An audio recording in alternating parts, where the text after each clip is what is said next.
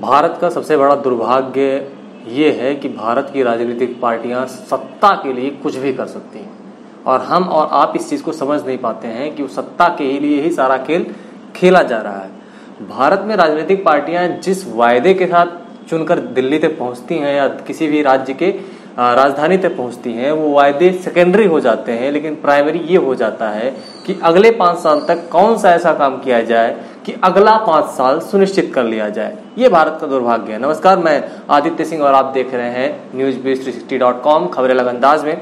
इस वक्त जो मैं बात करने जा रहा हूँ वो करने जा रहा हूँ एनआरसी एक इन्फॉर्मेशन है, आपको जानकारी देने के लिए। कुछ न्यूज टाइप का तलक भलक खबर नहीं है, लेकिन आपको बताने लायक खबर है और समझाने लायक खबर है कि होता क्या है एनआरसी और जो उससे जुड़ी भी राजनीति हो रही है वो क्या है, उस राजनीति के परिप्रेक्ष्य में सामाजिक स्थितियां क्या हो सकती हैं और आगे के राजनीतिक जो है सिनेरियो यानी कि स्वरूप क्या हो सकते हैं आगे चुनावों में। तो एनआरसी के बारे में मैं जिक्र कर रहा हूँ। एनआरसी दरअसल बोलते हैं नेशनल रजिस्टर फॉर सिटीजन या नेशनल राष्ट्रीय इस तरह का रजिस्टर, इस तरह का कागज जिसमें आपको नागरिक होने का उल्लेख होता है कि हम आप सभी देश के नागरिक हैं या नहीं हैं। तरुण गोगोई जब असम के मुख्यमंत्री हुआ करते थे तो उन्होंने जो असम की पार्टी है पीजी वगैरह हो गई, उन्होंने भी बार बार ये मांग उठाई कि कुछ लोग जो घुसपैठी बांग्लादेश से असम के भीतर या बंगाल में आ गए हैं उनको एनआरसी में जगह नहीं मिलना चाहिए। फिर इस तरह का एक पार्लियामेंट में डिस्कशन हुआ और इसमें निर्णय लिया गया कि 1971 से पहले के जो माइग्रेंट पहले से भारत में आके रह रहे हैं उन्हें भारतीय नागरिकता दी जाएगी। उसके बाद के सभी माइग्रेंट को वापस अपने स्वदेश लौटना होगा। ये प्रावधान था संविधान में। तो असम में इस बार सिटीजन रजिस्टर का पहला ड्राफ्ट जारी हुआ है, लेकिन ये ड्राफ्ट है। ड्राफ्ट मतलब ऐसा लिस्ट जिसमें आप चेंजेस कर सकते हैं, उसमें चेंज करने की गुंजाइश होती। विभाग ऐसा कह रहा है कि चेंज करेगा, लेकिन लोगों में परेशानियां हैं। परेशानियों का कारण ये है कि असम के सिटीजन रजिस्टर में से 40 लाख लोगों का नाम गायब हो गया है। 40 लाख, 4,000, 5,000, 10,000 की बात नहीं हो रही है। 40 लाख लोगों का नाम इसमें नहीं है, यानी कि वो भारतीय नागरिकता उनको नहीं दी गई है, उन्हें अपने स्वदेश वापस लौटना होगा। लेकिन इसमें जो हैरान कर देने वाली बात है वो ये है, क्या ये डेटा सही है, क्या ऐसा संभव है। अब आगे मैं जो डेटा बताऊंगा उससे आपको स्पष्ट हो जाएगा कि संभव है या नहीं है। लेकिन क्या इसमें त्रुटियां हो सकती हैं या नहीं, फिलहाल ये प्रश्न मैं आपसे कर रहा हूं, आप भी अपने आप से करिए। त्रुटियां बिल्कुल संभव हैं। वो इसलिए संभव है कि पूर्व राष्ट्रपति फरुद्दीन अली के जो पोते हैं उनका नाम इस लिस्ट में नहीं है। पूर्व राष्ट्रपति के पोते का नाम इस लिस्ट में नहीं है और कहते हैं कि उनके पास इतने सारे अवेलेबल डॉक्यूमेंट हैं जिससे प्रूफ कर सकते हैं कि 1971 से पहले के माइग्रेंट हैं और उनके दादा तो राष्ट्रपति रह चुके हैं, फिर उनका नाम क्यों नहीं है। तो इस तरह के केसेस हैं। तो माना जाता है कि असम और बंगाल में कुछ बांग्लादेशी घुसपैठिए घुस आए हैं और ये जो इनका नंबर बताया जा रहा है वो बताया जा रहा है कि 20 से 30 लाख और 1971 से लगातार अभी तक वो घुसपैठ चल रही है, यानी कि 2018 तक अभी तक वो घुसपैठ चल रही है। और 1971 से लेकर के अभी तक जो 20 से 30 लाख घुसपैठिए बंगाल और असम में बांग्लादेश से घुस आए हैं, इस तरह का ये अनुमान लगाया जाता है। जो बंगाली बोलने वाले मुसलमान हैं, ऐसे चूंकि बांग्लादेश से आ रहे हैं तो बंगाली बोलने वाले मुसलमान होंगे।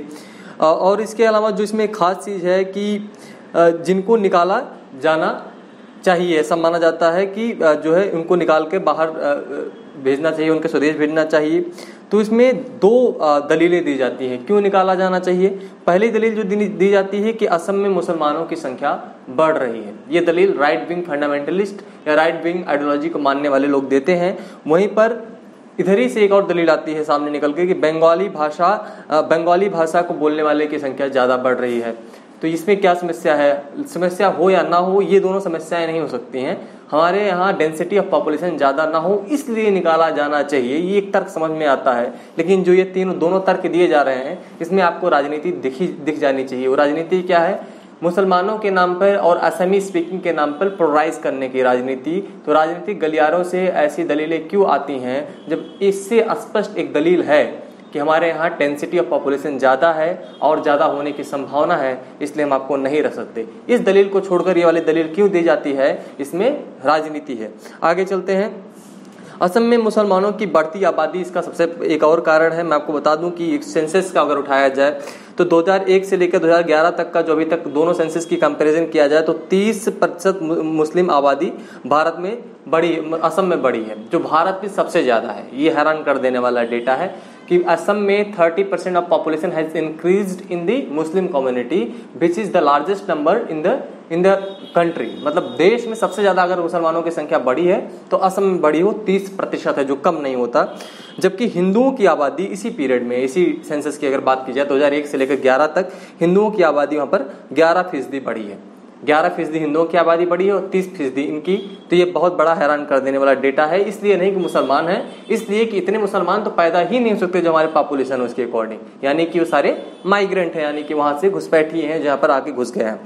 2001 से लेकर 2011 तक अगर बांग्ला भाषी की बात की जाए तो 23% जो है इसमें बढ़ा है। बांग्ला बोलने वाले जो लोग हैं असम के अंदर और बंगाल के अंदर, असम के अगर मैं डेटा बता रहा हूँ, बंगाल का डेटा नहीं है, उसमें 23% लोग इंक्रीज हुए हैं, जो कि बहुत बड़ी बात है कि असम की पॉपुलेशन ही उतनी नहीं है तो 23% कैसे इंक्रीज कर गए, जो कि बड़ा प्रश्न है। लाखों में तो अगर इसी फिगर को अगर लाखों में देखें 2011 से लेकर 2001 से लेकर 11 तक 24.4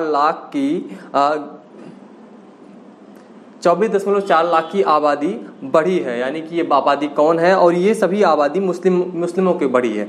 अगर बंगाली बोलने वाले की आबादी की बात की जाए तो 16.5 लाख की बढ़ी है। कुल मिला के 45 लाख समथिंग की आबादी असम के अंदर बढ़ी है, जो कि हमारे जो ह्यूमन क्रिएशन है उससे, उस डेटा से कहीं ज्यादा है। इससे स्पष्ट होता है कि हाँ घुसपैठिए आए हैं, लेकिन संसद के अंदर इस पर राजनीति की गई है। इसका विरोध ममता बनर्जी 2005 में भी कर चुकी हैं, जब उन्होंने पेपर ऊपर फेंक दिया था कुर्सी से।